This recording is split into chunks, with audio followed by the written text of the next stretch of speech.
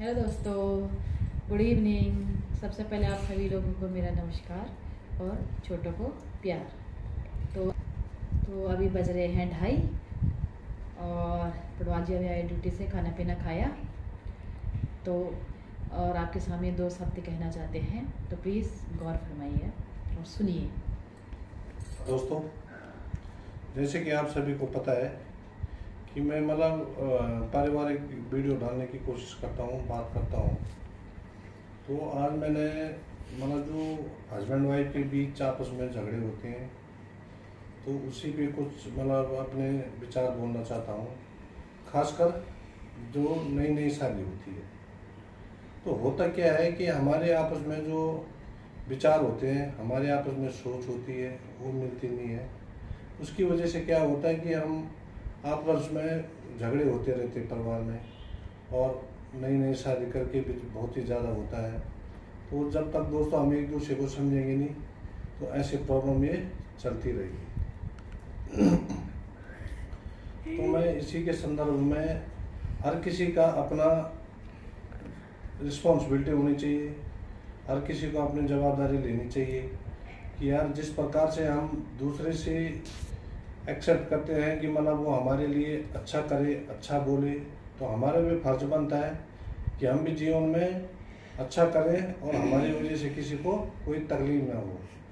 तो इसी के बारे में ये है कि जिस प्रकार से हम अपनी लड़की के लिए खुशी चाहते हैं, कि जैसे कि अगर मेरी सिस्टर ससुराल में रहे तो वो हमेशा खुश रहे। हर मायके वाले यही चाहते हैं कि उसका हस्बैंड है उसको खुश रखे, उसको घुमाए फिराए, जो कुछ भी उसको उसका हमेशा ध्यान दे और उसके ससुराल वाले भी अच्छे से रहें। तो उसी प्रकार से हमारा भी फर्ज बनता है कि हम अगर किसी की लड़की को भी अपनी घर में ब्याह के लाते हैं, शादी करके लाते हैं, अपने बच्चे की शादी करते हैं, तो हमारा भी फर्ज बनता है कि अपनी बहू को बहू का ध्यान दें। बोलते तो हैं कि बेटी के समान रखेंगे, लेकिन ऐसा तो कोई रख नहीं पाता है। लेकिन कम से कम जिस ये तुलना कर लें कि जैसे हम अपने लड़की के लिए चाहते हैं, उसी प्रकार से उसका भी ध्यान दें, हर कोई उसकी रिस्पेक्ट करे। और हाँ, उस लड़की का भी फर्ज बनता है कि जिस प्रकार से वो अपने मायके वालों को खुश देखना चाहती है कि मेरे मम्मी पापा खुश रहें, मेरे मायके में मेरे भाभी लोग, उसके भाभी लोग वहाँ पे उसके मम्मी पापा को खुश रखें। तो उसका परिवार जैसे वो अपने परिवार के लिए मायके में खुशी चाहती है, उसी प्रकार से उसको भी अपने ससुराल में ध्यान देना चाहिए। तो उसकी भी ये जवाबदारी बनती है कि वो अपना ससुराल का भी ध्यान रखे, हर किसी को इज्जत दे। और आप जब किसी को इज्जत दोगे तो हर कोई आपको ज़रूर इज्जत देगा। तो इसमें दोस्तों सबसे बड़ा रोल होता है जो उसका हस्बैंड का। अगर हस्बैंड और उसकी पत्नी दोनों के आपस में जो सोच है, जो उनके विचार हैं, वो आपस में मिल रहे हैं, तो उससे परिवार में भी अच्छा माहौल बनता है और परिवार भी सुखी सुखी चलता है। तो इसमें हर किसी का अपना अपना परिवार में हर किसी की अपनी अपनी रिस्पॉन्सिबिलिटी बनती है कि वो हर कोई एक दूसरे का अगर ध्यान देगा कि हर कोई ये सोच के चले कि मेरी वजह से परिवार में किसी को भी तकलीफ नहीं होनी चाहिए।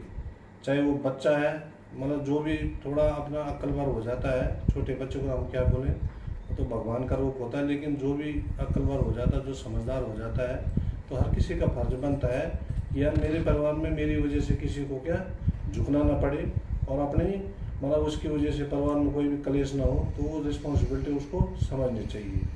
तो इसमें थोड़ा मैं जो नई नई शादी होती है उनको एक चीज़ बोलूँगा कि उसमें लड़के का बहुत बड़ा रोल रहता है कि उसका हस्बैंड है वो, तो उसका फर्ज बनता है कि वो अपने परिवार के प्रति, अगर वो अपने माता पिता की इज्जत करेगा, खुद अपने भाई बहन की इज्जत करेगा, अपने घर में जितने भी परिवार में सदस्य हैं सबकी इज्जत करेगा, तो मैं यकीन करता हूँ कि आप यकीन करो आपकी वाइफ भी आपके नक्शे कदम पर चलेगी और वो भी हर किसी की इज्जत करेगी और हर किसी परिवार में हर किसी को रिस्पेक्ट देगी।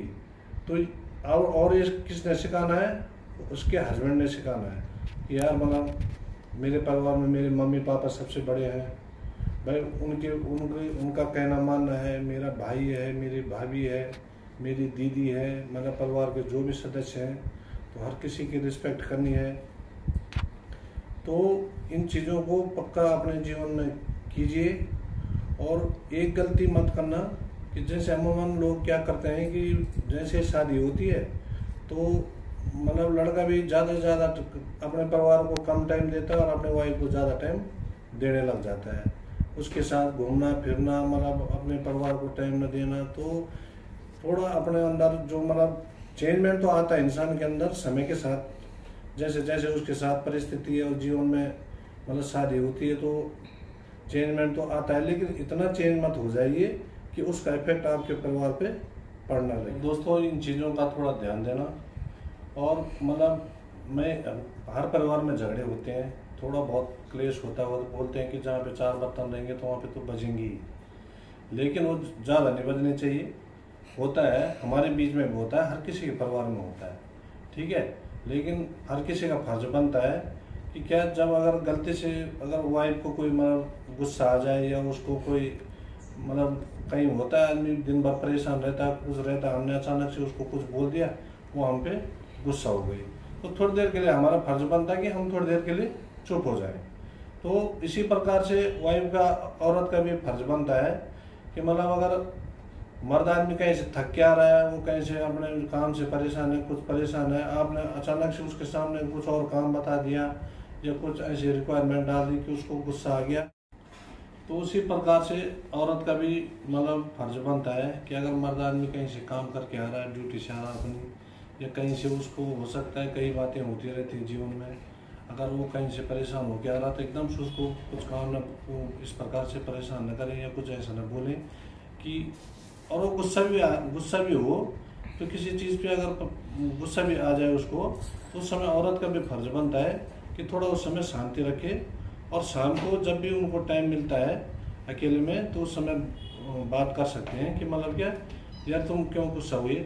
तो अगर वो इस प्रकार से बोलेंगे तो उनके समझ में पक्का आएगा कि मतलब क्या यार अकेले में आप किसी को भी उसकी मतलब गलती का एहसास दिलाओगे तो वो पक्का मानेगा।